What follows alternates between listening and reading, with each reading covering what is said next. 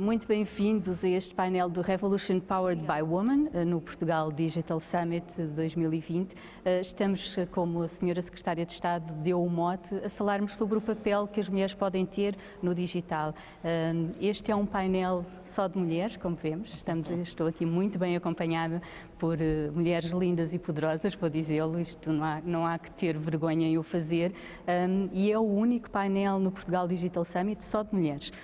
Este ano e todos os anos, eu tenho acompanhado o Portugal Digital Summit, há sempre um esforço muito grande de equilíbrio entre os oradores, homens e mulheres, e tem sido uma evolução muito grande também em número de mulheres que participam nesta área da tecnologia, pelo menos nos painéis do Portugal Digital Summit, mas há uns anos, não precisamos de recuar muito, não era nada assim. Quando eu comecei a trabalhar, as mulheres eram um número muito reduzido na participação deste tipo de conferências e também nas empresas. É uma situação que se quer mudar, mas que ainda precisa de ser muito mais mudada, como referiu a senhora Secretária de Estado da Cidadania e Igualdade. Os números que a senhora Secretária de Estado também referiu, vamos ter a oportunidade de falar deles certamente, são assustadores. A percentagem de mulheres que seguem carreiras na área da tecnologia é muito pequena. O número de mulheres que chegam a cargos de topo é ainda mais reduzido e nós sabemos que isto é uma situação que não faz sentido que tenha continuidade e queremos mudá-la na nossa geração, na minha geração, nas gerações mais novas, mas sobretudo a pensar nas gerações futuras que queremos que tenham uma participação mais igualitária em todas as áreas da sociedade e é assim que nós achamos que faz sentido. Como dizia, tenho comigo 4 mulheres poderosas e lindas, com carreira e conhecimento profundo nesta área da tecnologia, mas não só, estudo da área da igualdade e de igualdade de género e também muita experiência na área da inclusão, nos recursos humanos e conhecimento profundo da forma como os programas têm vindo a ser desenvolvidos e do que está a ser feito a nível governamental, a nível da sociedade, a nível das empresas, para reduzir este gap que existe entre as mulheres e os homens. Vou apresentá-las, não precisam de apresentação, acho que são muito mais conhecidas do que eu de todo.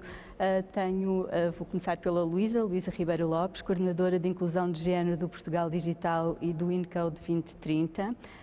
Anália Torres, coordenadora do CIEGE, Centro Interdisciplinar de Estudos do Género.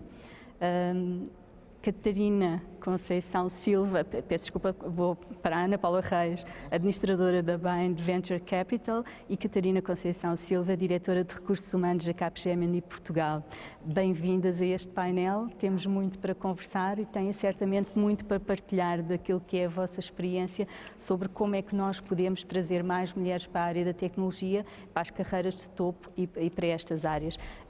Senhora Secretária de Estado, eu vou começar pela Luísa, até porque tem um cargo relacionado com a área da inclusão do género no Portugal Digital e no InCode 2030, sei que é relativamente recente, mas certamente já terá algo muito para nos contar.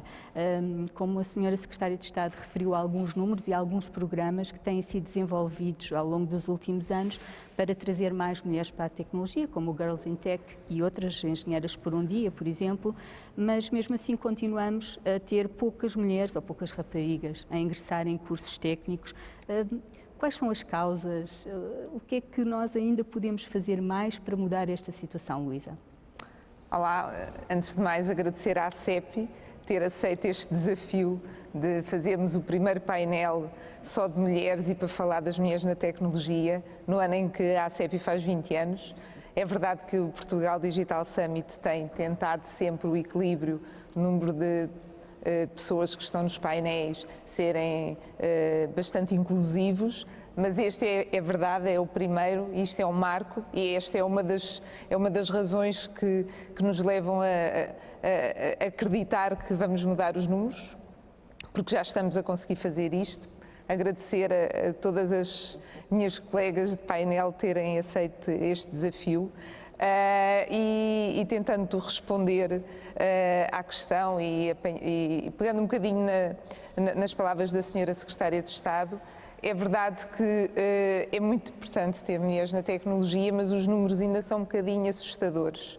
É verdade que são assustadores no que diz respeito à educação, no que diz respeito ao ensino universitário e depois em termos de profissão.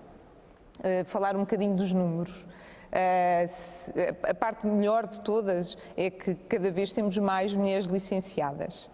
Nós nunca tivemos tantos estudantes do ensino superior como este ano, foram 51 mil estudantes que entraram este ano no ensino superior, mais de 56% são mulheres. Mas depois, quando começamos a fazer a análise relativamente às áreas tecnológicas, se olharmos para as áreas de ciências, tecnologias e matemáticas, estes números já baixam os 50% e vão para os 40%. Se olharmos para as engenharias, andam à volta dos 24%, mas se olharmos para aquelas engenharias puras da área tecnológica, como seja a engenharia de computadores, a engenharia eletrotécnica ou a engenharia informática, temos números perto dos 12%. E isto é, na realidade, assustador porque nós, Portugal, a Europa, o mundo precisa de mais pessoas na área tecnológica, precisamos de muitos profissionais na área tecnológica e estamos a desperdiçar 50% do pool de talentos que temos para termos mais profissionais nestas áreas. E, na realidade, Portugal está na cauda da Europa. Isto é um problema transversal a todos os países da Europa, mas nós temos o problema ainda maior, porque na realidade nós somos os penúltimos em termos de número de profissionais mulheres nas áreas tecnológicas. Nós temos 0,63% de mulheres a trabalhar nas áreas tecnológicas se olharmos para a população ativa portuguesa. E isto, na realidade, leva-nos a pensar que temos que fazer alguma coisa. E temos que fazer alguma coisa porque, na realidade, o futuro é tecnológico e porque vimos este ano, no ano 2020, que sem acesso aos meios digitais nós estaríamos muito mais dificultados em termos da nossa vivência social, da nossa vivência cultural, familiar e, sobretudo, da nossa vivência profissional. E as mulheres estão arredadas dessa possibilidade. Existem aqui duas dimensões, a dimensão das profissionais da área tecnológica e depois a dimensão da inclusão digital, que também é esse nível assustador. Eu tinha muitos números para trazer aqui. Gostava só de referir, antes de passar a palavra à Fátima, que de certeza quer falar com as outras pessoas do painel, dizer que é muito importante fazermos este tipo de iniciativas. É muito importante primeiro identificar e ver que isto é um problema que precisa de solução. Isso é a primeira coisa, é detectar o problema, ficarmos inquietos com esse problema e tentarmos arranjar solução para ele e depois produzir conhecimento científico para podermos ter a base para influenciar políticas públicas, para podermos influenciar práticas privadas nas empresas, no espaço público, nas famílias, na educação, para mudar esta realidade. Muito obrigada, Luísa. Para já, não disse na abertura, mas parabéns também, porque sei que foi a Luísa que incentivou a criação deste painel. Obrigada. E que é realmente importante e é um pequeno passo para começarmos a mudar alguma coisa. Eu passava à Anália Torres, que estuda estas áreas. A Luísa referiu aqui algumas questões que eu acho muito relevantes, como os números, que são realmente assustadores sobre o número de mulheres que entram na universidade, mas aquelas que escolhem depois as carreiras técnicas e o afunilamento que existe para, sobretudo, as carreiras técnicas mais específicas na área das tecnologias e há uma redução realmente muito grande sobre aquelas que depois enveredam por esses cursos. É uma questão cultural. Portugal está no fim, na cauda da Europa, como a Luísa disse, mas é uma questão que tem a ver com gostos, com alguma predisposição, ou é uma questão que tem a ver com a forma como são incentivadas as mulheres ou as raparigas logo desde o início no percurso escolar e que são canalizadas para ir para uma determinada área em vez de uma outra mais científica ou mais analítica, se calhar, não é? Que essas áreas técnicas são. De facto, tudo começa no princípio, não é? E tudo começa nas questões da educação e também na socialização em casa. Isto é, nós podemos pensar que, de facto, há um conjunto de áreas em que se tem dito sempre que são áreas mais para as mulheres e áreas mais para os homens, não é? Portanto, isto, e naturalmente vai-se fazendo a reprodução dessa ideia, que é uma ideia falsa, porque nós vimos também que eu lembro-me, por exemplo, costumo contar isto, que é, eu ainda me lembro de se dizer, quando eu era jovem, não é, que as mulheres tinham cabelos compridos e ideias curtas. Até esta questão é que as mulheres, hoje nós rimos disto, não é? Mas estas brincadeiras significavam muito que a capacidade, a inteligência das mulheres, não é? Era menor do que a dos homens e, portanto, nós de facto começámos o século XX, por exemplo, com metade com uma taxa de analfabetismo feminino muitíssimo elevada, acabamos o século XX com as mulheres com tendência, aliás, a terem tendência para ter informação superior relativamente aos homens. Portanto, é de facto uma questão cultural, mas é uma questão que se muda, como nós vimos que já mudou e pode mudar mais. Portanto, esta questão é fundamental percebermos porque, para não se estar constantemente a reproduzir, que era uma ideia de que há, de facto, capacidades diferentes porque há corpos biológicos diferentes. A biologia não determina a capacidade, nem a inteligência, nem as habilidades de cada um e as capacidades de cada um. Mas é claro que, de facto, há uma história em que toda essa ideia foi sendo vencida, modificada, transformada, mas que ainda persiste em algumas coisas, nomeadamente para esta ideia de que há uma espécie de essência das mulheres, e não de experiência, mas a essência que parece estar mais associada a coisas que têm a ver com a relação, por exemplo, com as pessoas, e a essência dos homens que está mais ligada com as máquinas. Nós fomos destruindo isso, não é? Claro. Fomos mostrando que nós podemos fazer tudo, quer homens, quer mulheres. São capazes de fazer, e de incentivar a dimensão relacional, quer de incentivar a dimensão mais da relação com as máquinas, técnicas, etc. Portanto, de facto, trata-se aqui de um percurso que, como muito bem disse a Luísa, precisa. Agora, nós estamos numa área em que parece que os estereótipos estão aqui no limite, não é? E é por isso que, por exemplo, como disse, e há mais as coisas que vão mostrando o contrário, por exemplo, na questão da matemática ou das ciências. Nós até temos mais mulheres formadas em matemática do que homens. Portanto, essa ideia também, eu gosto muito dos números da matemática, porque também lá está outra vez aquela ideia que as mulheres não tinham capacidade para a abstração. Não é verdade. Portanto, há todo. E, de facto, o que é que tem acontecido? Tem acontecido que estas barreiras têm ido sendo vencidas, mas, evidentemente, se uma pessoa desde criança entra num supermercado, numa loja de brinquedos e vê coisas para meninas que têm a ver com cozinhas, etc., toda a dimensão do mundo doméstico, e coisas para rapazes têm a ver com máquinas, é claro que isto vai fazendo desde pequenina mais, e depois há uma dimensão que tem a ver também com aquilo que as crianças normalmente se são incentivadas, fazem coisas positivas, e aquela dimensão positiva é dado um feedback, não é? Já fizeste bem, vão evidentemente reforçando aquilo em que lhes dizem que a coisa corre bem.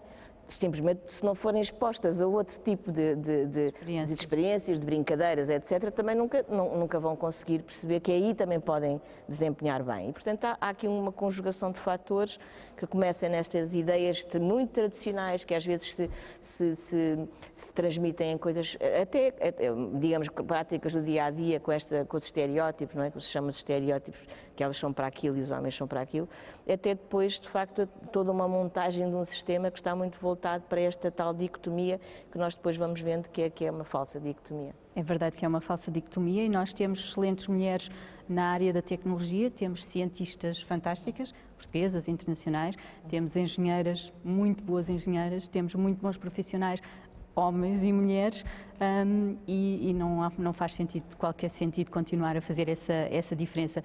E precisamente porque está numa área, numa empresa onde recruta e é responsável pelos recursos humanos, Catarina, como é que vê, como é que vocês trabalham esta atração das mulheres para se fixarem também nas áreas da tecnologia e trabalharem nesta área e evoluírem nas carreiras também? Bem, antes de mais, muito obrigada à organização e pela coragem de se proporem estes tipos de temas que, na realidade, as gerações mais novas até já se questionam porque é que é preciso chamar a atenção para estes temas, não é? Porque para nós ainda pode fazer sentido, então para estas miúdas que estão agora a sair da faculdade ficam a pensar, mas porque é que estes temas ainda se discutem? E na realidade é isso que eu apoio muito quando estamos a fazer recrutamento, quando estamos a fazer as nossas academias para entrar para a Capgemini.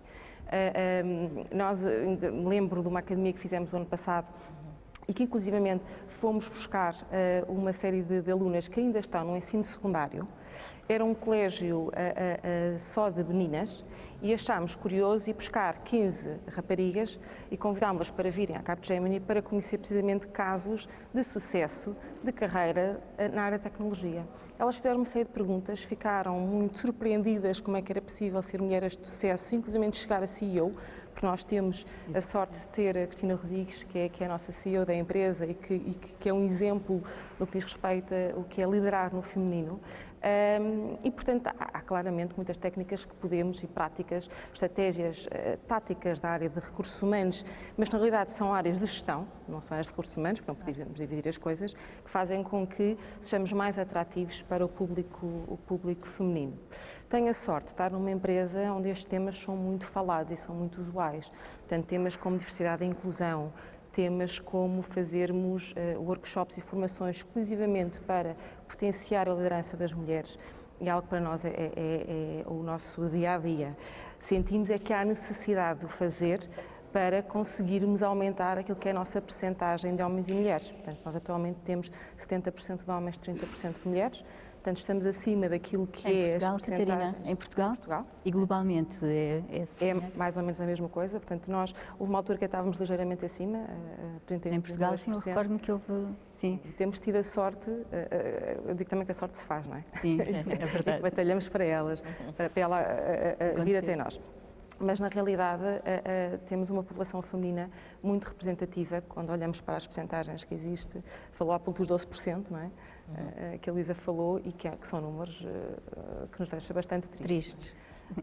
Portanto, eu diria que sim, há desde ir buscar estas meninas que ainda são meninas quando estão no 11º, 12º ano e mostrar-lhes as possibilidades que elas têm no mundo profissional e na tecnologia e no digital e na robótica e nos processos de automatismo, assim como fazer, por exemplo, academias, que é aquilo que estamos a fazer agora só para raparigas e onde as vamos formar especificamente em temas que elas sabem que podem não ser tão fortes, porque como sabemos há os tais icebergs, não é? Em psicologia se fala de crenças e de uma série de coisas que a sociedade infelizmente nos foi incutindo ao longo do tempo. Sim, vamos voltar ao tema mais daqui a pouco, até pela questão do, se calhar, tem que se começar ainda mais cedo, porque no 11º ano já há um caminho pré-definido, pelo menos das escolhas a nível escolar, que encaminham para determinados cursos universitários e que precisam, como disse a Anália, de ser trabalhadas essas questões mais cedo para depois elas poderem logo no 9º ano, ou até antes, começarem a ter a ideia de seguir essas áreas. Mas também queria pegar aqui na questão da carreira, que eu acho que é muito importante e ia passar à Ana Paula Reis precisamente isso, porque como já falámos e referimos logo do início, para além da escolha do curso e da ingressão num curso numa carreira técnica, depois há uma questão de evolução de carreira.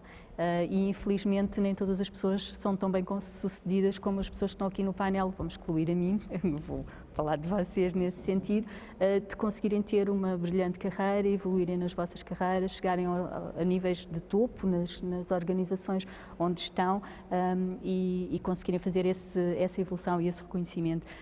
Ana Paula, o que é que também, para além de todas estas questões da escolha técnica, da escolha da carreira, o que é que há também de obstáculos a que as mulheres consigam chegar mais longe e haver mais CEOs, por exemplo, ou CEOs das empresas, ou presidentes, ou diretoras administrativas, ou enfim, o que quisermos chamar, que sejam mulheres e que estejam nos cargos de topo, não só das empresas, da administração pública, enfim, no geral, na sociedade, não é tão fácil ver uma mulher que chega a uma carreira de topo. Porquê? O que é que será este obstáculo, ou estes obstáculos que impedem essa progressão? Muito bem. Bom, obviamente tenho que agradecer, acho que este é um tema absolutamente fundamental por várias razões e indiretamente à questão que me coloca. há aqui uma série de abordagens, não é, que falámos, a questão da educação, a forma como as mulheres são trazidas pelas mãos da sua família. Olhamos hoje em dia, uma coisa que a mim me entristece verdadeiramente, quando olhamos muitas vezes para estes clipes, estes videoclipes da moda, onde as mulheres, a maioria das vezes, são vistas como verdadeiros objetos. E quer queiramos, quer não, mesmo as raparigas que estão hoje em dia a estudar acabam por ter acesso e vão moldando a sua própria forma de ver e acabam também por se sujeitar e se autolimitar por razões que lhes são impostas, as raparigas e os rapazes do seu lado também. Mas eu acho que há aqui um ponto, portanto, há uma série de razões, mas eu gostava de me focar em particular naquilo que é a responsabilidade das empresas nesta matéria. E eu acho que um dos grandes contributos para esta, enfim, perdurar desta situação é, eu diria de alguma forma, uma desinformação das empresas e dos seus líderes, alguma desinformação, enfim, porque acontece, outra que eu acho que também é provocada, portanto, isto não é totalmente inocente, e que tem a ver com o desprezar o papel que a diversidade, e em particular a diversidade de género, a diversidade de uma forma genérica, vamos focar na diversidade de género, porque é este o painel, tem naquilo que é o sucesso das empresas. E, portanto, muitas vezes a aproximação que é feita a este tema é feita num sentido quase que da justiça social. E que é totalmente legítima. Também é legítimo. E altamente legítima, obviamente. Mas há outras questões para além dessas. E no que diz respeito às empresas e aos responsáveis das empresas que têm a obrigação de fazer a melhor utilização desses recursos, o facto de não entenderem o papel que tem a diversidade, neste caso a diversidade de género, em conseguir atingir o sucesso, é, quanto a mim, um ato de má gestão e de má governança. Porque é amplamente demonstrado, existe uma série de estudos que demonstram a importância da diversidade, quer no potencial de sucesso, quer, uma vez que ela existe, naquilo que é a entrega de valor e de aporte de valor às empresas. E, por exemplo, há um estudo claro que reporta que, no caso dos Estados Unidos, é só porque há mais informação, tenho a certeza que aqui teríamos um número semelhante, há um estudo que identifica o potencial de criação de valor das empresas se a paridade de género fosse atingida, é um estudo da Unesco, em 390 bilhões de dólares. Portanto, não estamos a falar de um número pequeno. E eu acho que este é um fator absolutamente importante, porque um líder de uma empresa tem como obrigação utilizar da melhor forma os seus recursos e escolher os seus recursos dessa forma. E, portanto, eu acho que aqui, se isto passasse para as empresas, claramente seria algo em que os seus responsáveis seriam, digamos que, chamados à responsabilidade por estes fatores. E eu queria lhe dar um exemplo da importância que isto tem, e neste caso eu gostaria de referir a minha empresa, na Bind Venture Capital. Nós fizemos este ano, em plena pandemia, em abril, aquilo que nós chamamos o primeiro Portfolio Day. Portanto, nós investimos em empresas, temos 34 participadas em todo o mundo e decidimos fazer um evento, neste caso online, onde chamámos as 34 participadas que vieram expor os seus temas e convidámos 4 especialistas de diferentes áreas que considerávamos muito importante para o sucesso das startups. Então, convidámos um especialista na área do investimento, porque é que era importante investir em Portugal. Portanto, um especialista de uma das grandes casas de venture capital internacionais. Convidámos 2 especialistas nas áreas específicas do digital, um para B2B e um para B2C, e o nosso quarto especialista, a nossa quarta especialista, foi a Sania Gulzer Conrad, que é a diretora de Gender Equality da Unesco, em que o painel dela foi a importância da diversidade no sucesso das startups. E mais do que isso, o tema era diversidade como um fundamental do sucesso para as startups. E, portanto, nós tivemos neste webinar, que foi dado diretamente por ela, que estava em Paris, e por cima estávamos em pleno confinamento, nós tentámos passar às nossas startups, que são ainda hoje em dia altamente dominadas por homens, a importância dentro desta perspectiva. E, portanto, ela veio apresentar um estudo que foi feito em março de 2011 pela Unesco. Ela é uma das responsáveis top, enfim, saiu este ano em agosto, reformou-se este ano, mas veio em primeira mão mostrar o valor que se pode perder se as empresas não olharem para este tema enquanto um tema de responsabilidade das empresas numa perspectiva social e empresarial. E eu acho que este tipo de iniciativas, a verdade é que muitas das pessoas que estavam neste webinar, dos nossos participantes, tinham algum grau de surpresa pela capacidade de potenciar o seu sucesso. E eu acho que aqui quem está à frente destas empresas tem como responsabilidade trazer este tema e demonstrar que uma companhia, uma empresa que aposte na diversidade incrementa a sua possibilidade de sucesso várias vezes, em particular no momento em que a utilização de recursos é tão escassa e é tão cara. Obrigada por ter trazido também o tema da diversidade, não só de género, porque acabamos por, pronto, estamos enviesados também pelo tema e todo o tema da diversidade é relevante. Vamos falar mais, obviamente, aqui da diversidade de género, é o tema que nos traz aqui, mas é excelente e é muito bom ter referido isso porque não o tinha colocado. Essa diversidade, como também já foi referido, traz mais satisfação também na carreira, mais reconhecimento e as pessoas conseguem um nível de entrega maior, de maior produtividade, maior vestir a camisola, como nós costumamos dizer, nas mulheres vai ser uma camisola mais elegante, digo eu, mas é um tema muito, muito importante também para a empresa e não só, para além disso, a capacidade de trazer uma outra perspectiva que costumamos atribuir às mulheres, seja ou não estereotipo, mas que uma capacidade de ver as soluções dos problemas com uma outra perspectiva que às vezes os homens não têm. E agora peço desculpa aos homens se sentirem ofendidos, porque há homens que também têm esta excelente perspectiva e esta capacidade de o fazer tão bem como as mulheres e não quero eu estar aqui a reforçar qualquer tipo de estereotipo. Quando eu perguntava há pouco à Luísa como é que nós podemos fazer mais? Há de facto esta questão de que se eu falar, por exemplo, com a minha filha, ela acha que isto é um tema ultrapassado, é um tema que já não faz sentido, como a Catarina dizia, mas porquê? Quer dizer, eu sinto-me igual aos meus colegas, ela sente-se igual aos seus colegas, mas depois, muitas vezes, quando acabam por estar no mercado de trabalho, depois não têm exatamente as mesmas oportunidades e fala-se também dos algoritmos, a senhora Secretária de Estado falou nisso, que até já houve algoritmos de recrutamento que eram eles próprios, enfim, discriminatórios em relação às mulheres. Continua a haver situações, infelizmente, todos os dias nos chegam notícias de mulheres que são impedidas de casar ou pelo menos são recomendadas que não casem, que não tenham filhos, que não façam determinadas opções de vida para não prejudicarem a sua carreira. Como é que isto se pode resolver sem ser com uma grande lavagem ao cérebro de muita gente? Assim mesmo abanar e fazer uma lavagem ao cérebro. Durante muito tempo eu própria fui contra questões como cotas. Achava ridículo porque é que nós temos que ter cotas em determinadas áreas, porque é que nós temos que impor por legislação ou por regra ou por regulamento que sejam X mulheres e se isso é uma coisa que traz benefício ou não, porque quando nós pomos uma cota estamos a preencher um nível que se calhar não é preenchido com as pessoas mais adequadas para aquela situação ou para aquela carreira, para aquele posto, não é? Luísa, cotas, não cotas, regulamentos, lavagem ao cérebro? Bom, já lá vou. Primeiro dizer-lhe que a Fátima também é um exemplo de uma mulher na área tecnológica, é das poucas jornalistas nesta área, mulheres, portanto... Felizmente já há cada vez mais, é verdade. Já há mais, mas dizer que não penso que não faz parte de uma minoria.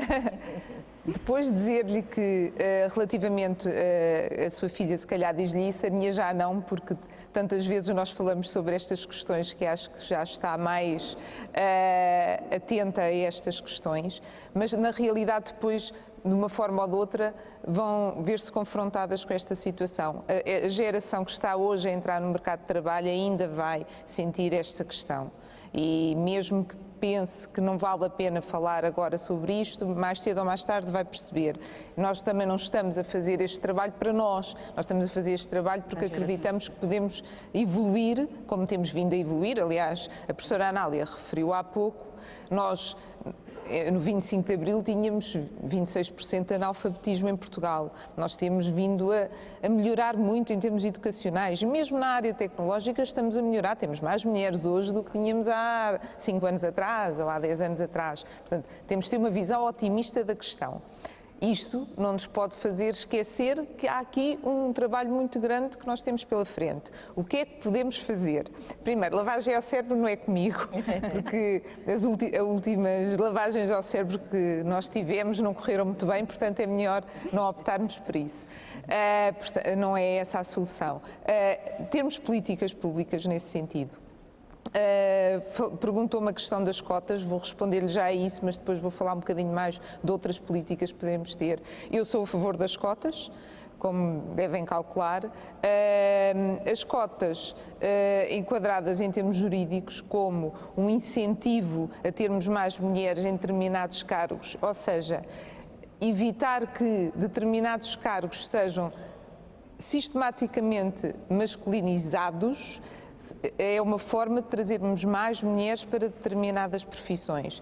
Existem cotas em Portugal no caso do poder político, existem cotas em Portugal nas empresas públicas e nas empresas cotadas em bolsa, nas administrações. Isto tem resultado, há mais mulheres. Vai-me dizer assim, ok, mas só há por causa das cotas. Existem já estudos e existem países que introduziram as cotas, no norte da Europa, que neste momento já não têm e continuam a ter mulheres nessas áreas. Portanto, as cotas são uma forma de evitarmos o poder masculino em determinadas áreas, trazer mais mulheres para determinadas áreas e depois perpetuar isso quando as coisas já estão a correr bem. Portanto, eu sou a favor das cotas, não só se calhar, como existe em Portugal, podia-se ir um bocadinho mais além, se calhar, em outras áreas e, quem sabe, até no acesso a alguns cursos tecnológicos, mas isso aí já é um delírio, se calhar, meu. Depois, existem muitas outras coisas que se podem fazer. O enquadramento jurídico português é muito favorável à igualdade de género. Nós temos leis que potenciam a igualdade de género, quer em termos laborais, quer em termos educacionais, quer depois na vivência. A lei da parentalidade faz com que, hoje em dia, homem e mulher são responsáveis pela educação dos filhos e por ficarem com os filhos em casa, quer quando eles nascem, quer depois, sempre que estão doentes.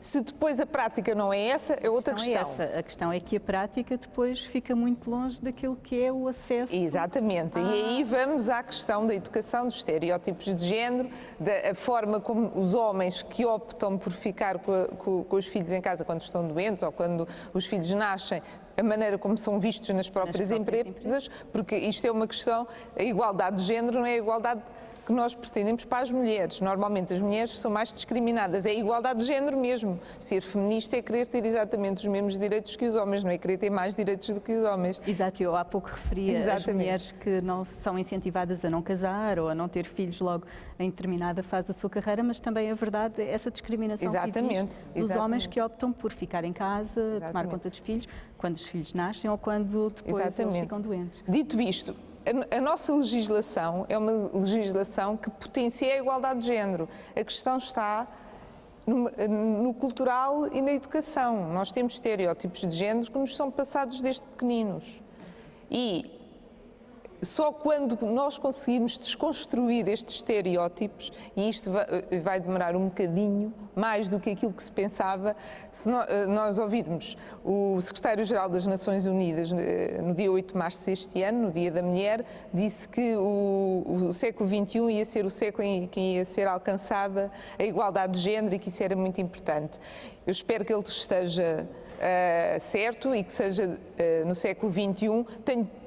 Não acredito muito que eu própria vá ver essa realidade e muito menos que isto como objetivo para 2030 que é um dos Objetivos de Desenvolvimento Sustentável para 2030, é o ODS 5, vai ser alcançado, não vai. Não, e sobretudo se olharmos para o mundo como um todo. Exatamente. Nós estamos a falar de Portugal, mas quer dizer, por muito que nós estejamos mal em Portugal, ou que estejamos mal na Europa e que haja poucas mulheres nesta área, se olharmos para o mundo e se olharmos para alguns países, quer dizer, não há sequer comparação. Temos uma realidade completamente diferente e onde as mulheres ainda são penalizadas pela questão de, ainda mais, pela parentalidade, por questões tão básicas como terem que arranjar alimentos e água para a família todos os dias, não é? Exatamente. E são coisas muito Isso dava-nos para falar. Vida toda, não era só uma hora de debate, eram muitas mais. No que diz respeito ao tecnológico, eu gostava também de deixar só aqui algumas referências a outra área, que tem a ver com o desempenho das mulheres, mesmo que vão para a área tecnológica, determinadas áreas que hoje são fundamentais e que a pandemia do 2020 veio trazer para cima da mesa, que tem a ver com áreas como a computação avançada, como a inteligência artificial ou como a cibersegurança. Se nós pensarmos que só temos 0,63% de mulheres a trabalhar nas áreas tecnológicas e que nessas áreas nós temos ainda menos. Em termos de cibersegurança e inteligência artificial, só trazendo estas duas áreas que são muito importantes, nós temos pouquíssimas mulheres. Eu, há 5 dias, vi uma notícia, tenho que dar os parabéns à equipa de cibersegurança do Instituto Superior Técnico, que vai agora à final de um concurso europeu de cibersegurança. Ficou em 5º lugar em 94 equipas. E eu tive curiosidade de ver qual era a equipa. Eram 26 elementos da equipa do Instituto Superior Técnico. Quantas mulheres é que lá estavam? 0. Portanto, ainda bem que eles vão à final e, obviamente, temos de ficar todos contentes com isso, mas, na realidade, então, em áreas específicas como a cibersegurança ou a inteligência artificial, nós temos ainda menos mulheres. E a inteligência artificial tem outro problema ainda. Se quem programa são homens, nós não estamos a aprofundar as desigualdades quando nós dependemos de máquinas programadas por homens. Portanto, há aqui duas questões que são fundamentais quando nós queremos trazer as mulheres para a tecnologia. Nós não queremos que elas façam parte daquela parte da tecnologia mais simpática. É como os conselhos de administração. Nós podemos lá colocar mulheres, mas normalmente vão para aquelas áreas que não são a área do negócio, que não são a área financeira, vão para aquelas áreas menos nobres. Portanto, nós temos de trazer as mulheres para a tecnologia, mas olhar para a tecnologia como um todo. A tecnologia não é só sabermos fazer uma pesquisa no Google. No Google, exatamente, e há pouco a Luísa até referia essa questão de literacia, a literacia tecnológica. Não sei se os números mostram assim tanto que há uma diferença na literacia tecnológica muito profunda no normal, no dia-a-dia. Existe essa diferença? Mais uma má notícia que tenho para lhe dar. Péssimo. Nós temos cerca de 20% de excluídos digitais em Portugal. De acordo com os números da ACEP, que foram dados na segunda-feira, nós vamos reduzir um bocadinho essa exclusão digital. Vamos ter qualquer coisa como 19% da população portuguesa nunca utilizou a internet e nós sabemos que essa percentagem, mais de 60% são mulheres. Pronto. É uma péssima portanto, há uma dupla exclusão. Certo. É uma exclusão social e é uma exclusão digital. E, por isso, dizer também que estas políticas, o Plano de Transição Digital, o Indcode 2030, que eu estou a representar aqui neste painel, a importância é trazer mais mulheres para o digital, não só para as carreiras tecnológicas, isso é uma questão que nós estivemos a falar até agora, mas depois o básico, o aceder ao digital. Sim, obrigada. Nós já estamos a começar a ficar sem tempo. O tempo está a correr contra nós. Isto, de facto, da próxima vez é fazerem um dia inteiro de debate. Nós cumprimos e, se calhar, mesmo assim, não conseguimos chegar a todo lado.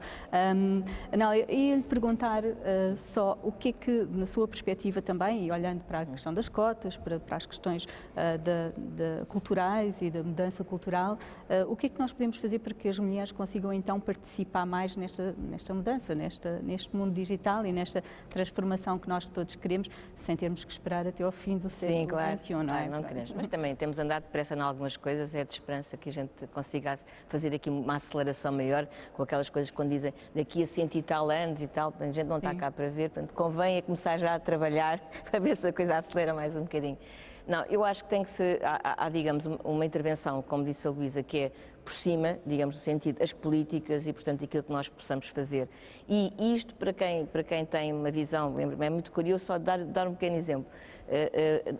A questão das cotas, a maior parte das pessoas que eu conheço, quando eu já há mais tempo falava disto e dizia, bom, isto não há outra maneira, e tive muitas discussões sobre isto, mas entretanto as pessoas foram percebendo porquê? Porque efetivamente, e há exemplos engraçados, que é reitoras, pessoas que estiveram em posições, passaram a estar em posições de poder, não é? De repente, que eram contra as cotas, de repente passaram a perceber porque é que as cotas são necessárias, porque basta perceber de facto há uma forma de funcionar habitual, nomeadamente, por exemplo, quando há muitos homens numa área e quando nós queremos apontar alguém para algum cargo qualquer, normalmente as pessoas vão recorrer às pessoas a quem têm confiança. E se a base de recrutamento estão lá homens, evidentemente os homens vão apontar-se a si, vão apontar outros homens. Sim.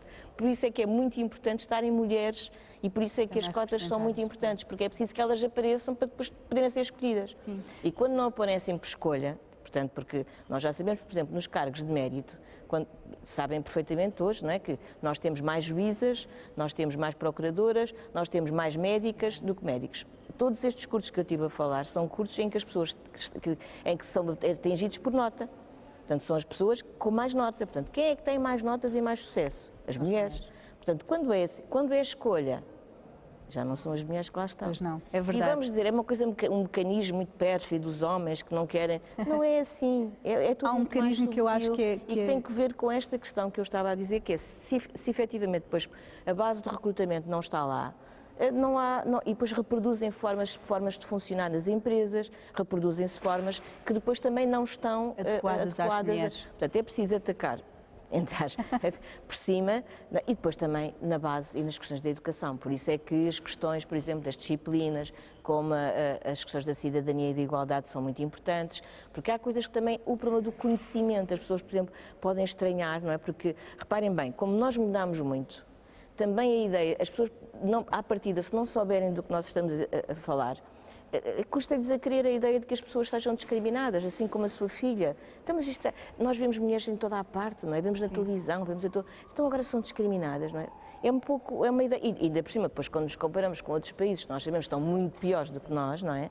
Portanto, às vezes é difícil que as pessoas percebam isto, portanto é preciso percorrer um caminho, é o que eu chamo de percorrer um caminho em relação a um tema. Sim. E este tema, nós temos que percorrer um caminho e temos que o ajudar a esse caminho a ser feito. E a primeira coisa, de facto, as políticas públicas são essenciais, claro. E por outro lado também uma batalha do ponto de vista cultural para ir mostrando e de facto revelando as desigualdades que são muito subtis muitas vezes.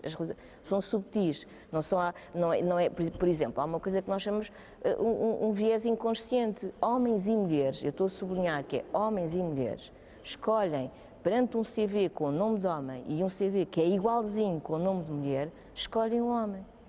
E portanto este é um problema que é transversal, não se passa só com os homens, passa-se também com as mulheres.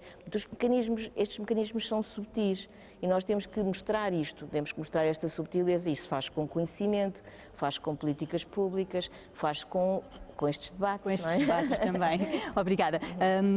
Ana Paula, a professora Anália referiu ali uma coisa da base do recrutamento e do conhecimento. O networking, aquela coisa que os homens até fazem muito melhor do que as mulheres. Referiu há pouco nas startups a preponderância dos homens, mas não só nas startups. As startups seriam um exemplo e era por aí que eu ia pegar.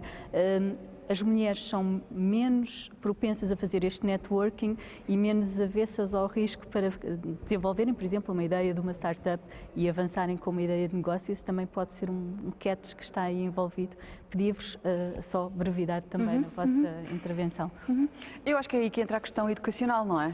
Já há esta predisposição, as mulheres têm outro tipo de função genericamente, não é? Ou é visto como tendo outro tipo de função. Por exemplo, 70% da força de trabalho que está no setor da saúde são mulheres, não é? Da força de trabalho, mas depois quando vamos ver na liderança destas instituições, inverte-se este número. E portanto eu acho que sofremos claramente disso. Há uma questão que eu acho que é muito importante e que eu gostava aqui de dizer, é que eu não acho, e eu acho que é mais do que não achar, este tema não é um tema de mulheres. Este tema é um tema da sociedade, é um tema de homens. Curiosamente, mais uma vez, ainda há alguns estudos, as empresas que têm uma situação de paridade mais equilibrada têm uma grande correlação com o facto do CEO ter filhas e também ter filhas e não ter só filhos. Portanto, aí o tema passa a ser um tema próximo e, portanto, esta questão de perceber que o valor não se reduz ao género é implícito. Portanto, estas questões estes bias, esta forma de olhar distorcida que nós temos, homens e mulheres, é algo que nós temos de ter esta consciência e que nos vai trazer. Relativamente ao network, eu acho que isso também tem muito a ver com as tais questões sociais. Uma mulher que se relaciona entre homens tem uma conotação. Um homem que se relaciona entre mulheres tem outra, uma positiva e uma negativa. E aí todos nós temos de pensar que isto tem de ser feito efetivamente de outra forma. E temos de olhar para dentro e procurar em nós a capacidade de facilitarmos todo este processo, que é um processo nosso, onde, mais uma vez, os homens e as mulheres ambos têm uma grande responsabilidade, mas onde eu acho que, neste caso, uma mulher é responsável por trazer outra. Concordo. Catarina, isso também acontece na Capgemini. Um comentário final, estamos mesmo a terminar o nosso tempo. Eu concordo com tudo aquilo que foi dito, mas quero trazer aqui outro ponto, que é a mudança. Se nós queremos a mudança e nós, enquanto mulheres, queremos que isso aconteça, somos as principais responsáveis por fazer acontecer. E desculpem-me aqui este termo, mas eu estou um bocadinho cansada, muitas vezes, aquelas mulheres que põem o chapéuzinho do Calimero e dizem: mas tudo, os homens é que querem mandar, os homens é que querem ser líderes. E eu digo sempre: meninas, parou esta conversa. Portanto, se querem, arregaçem as mangas, vão à luta e façam por isso. E isto passa por assumirem que querem ser líderes, por assumirem que querem fazer carreiras, por deixarem de ser muitas vezes mãezinhas, porque nós próprias, às vezes, em contexto profissional, tendemos, porque foi aquilo que nos foi ensinado, tendemos a ter aquele comentário mais: pronto, não queres fazer, pronto, está bem, vá, deixa que eu faço. Não, isto é uma atitude altamente paternalista, e temos é que dizer: tens a tua responsabilidade para entregar, eu tenho a minha, e vamos lá fazer os dois para que isto aconteça, porque na realidade não sou tua mãe, nem tu és o meu pai, e estamos aqui a ser pagos, esperemos nós, com os mesmos salários, mas também era outro tema, não é? Isso é outro tema, se vamos entrar por aí, então temos 2 dias para conversar. Exatamente. Portanto, eu diria que é deixarem de pôr o chapeuzinho, assumirem-se como mulheres que querem efetivamente subir na carreira e ter um papel interventivo e diferente na sociedade. Depois também há aqui outra questão, que é que já foi falado, que é a questão de quando nós definimos os planos de sucessão, temos logo que perceber e canalizar como é que os queremos definir, não é? E, portanto, eu diria que as cotas é importante, claro que sim. A cota, a minha questão com as cotas, não quer dizer que eu seja contra, sou a favor, mas a minha questão com as cotas é que é o fim e não o processo. E nós estamos a pecar no processo. Certo. Está bem? Portanto, é muito trabalhar o how e não tanto o what. O how passa por haver em conselhos de administração perguntas como, por exemplo, onde é que nós temos estado aqui há 3 anos?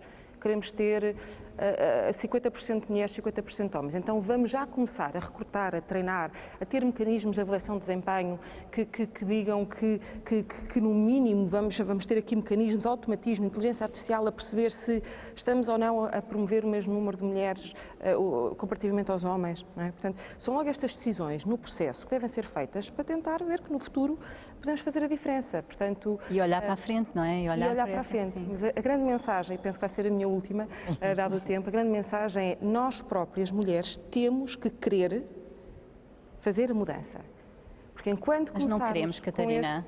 Eu acho que há uma percentagem significativa de pessoas... E há homens também que fazem isto. Também há muitos homens calimeros. Não são mulheres, não é? Mas quando muitas vezes me chegam à empresa e dizem: Catarina, mas foi tão difícil aquela reunião porque recebi aquele comentário, e a minha primeira resposta é: aquilo que os outros dizem sobre ti dizem muito mais sobre eles do que sobre ti. Portanto, é isto a meter na tua cabeça. E, portanto, vais continuar com o teu caminho, com o teu objetivo, e vais-te focar naquilo que é mais importante. O que os outros dizem não é tão importante, são comentários depreciativos por trouxeste a camisola A, B ou C, ou se tens o cabelo comprido e, portanto, não é equivalente à inteligência que tens. Isso revela muito mais sobre a pessoa. E nós, infelizmente, também sabemos que temos ainda entre nós mulheres que também são muito castradoras. Sim, e às vezes são piores as mulheres com as mulheres. Nós conseguimos aqui um bocadinho mais de tempo, portanto, podemos explorar isto. Às vezes são muito melhores as mulheres para as mulheres do que o contrário, não é? Às vezes os homens até acabam por proteger um pouco mais. Não, Ana Paula? Não. Já achei mais. Eu acho que isto também é algo que nos foi inculcado para que nós acreditássemos nisso. A minha experiência é muito diferente. Felizmente. Então é uma boa experiência e temos que reproduzir, não é? Porque essa questão é muito importante. Nós tivemos aqui um bocadinho mais de tempo e eu ia só pedir à Luísa se acha que, na sua experiência também profissional, se sentiu a necessidade de ter assim uma mentora ou alguém que lhe ajudasse um pouco o caminho na carreira, e se acha que isso é uma coisa importante para as mulheres também, para fazer o tal networking e ajudar nesse desenvolvimento. Mas pedia para ser curta, porque o tempo que nos deram não é muito, assim, muito extenso. Eu tenho tido a sorte, tenho tido muitas mentoras durante a minha vida profissional. Dizer que muitas vezes senti as barreiras, não foi fácil chegar a este caminho. Tive muitas, uma delas é a professora Anália Torres, mas tive muitas que me levaram a estar aqui hoje a defender estas coisas. E dizer que é pelo exemplo, muitas vezes, que nós fazemos com que existam mais mulheres nestas áreas, porque, na realidade, nós só queremos chegar a algum sítio se vemos que é possível, que esse sítio existe. Se nós nunca virmos nenhuma mulher líder digital, nós não vamos querer ser líderes digitais. Ou noutra área, numa área científica, na matemática, nas engenharias, seja onde for. Portanto, pelo exemplo, isso é muito importante. Aliás, a senhora Secretária de Estado referiu um dos programas, que é o Engenheiras por um Dia, que passa muito por isso, para trazer alunas do ensino não superior para o ensino superior, fazendo como? Mostrando que é possível ser-se engenheira, e é o tal engenheira por um dia, para depois poder ser durante a vida toda. No fundo, é um exemplo. Mesmo. Um dia é pouco. Queremos que sejam engenheiras durante mais tempo. Queremos mais tempo no próximo debate, fica já a mensagem para a CEPI, porque de facto isto é muito curto, havia aqui muitos temas para nós abordarmos. Isto é a igualdade não só de género, é a igualdade também de igualdade no geral, na sociedade, não é só um tema de sociedade, é um tema também de economia e também tem de ser percebido isso. E muito obrigado pela vossa participação, foi excelente. Tenho pena de não termos mais tempo. Obrigada e obrigada a todos que nos ouviram. Muito obrigada.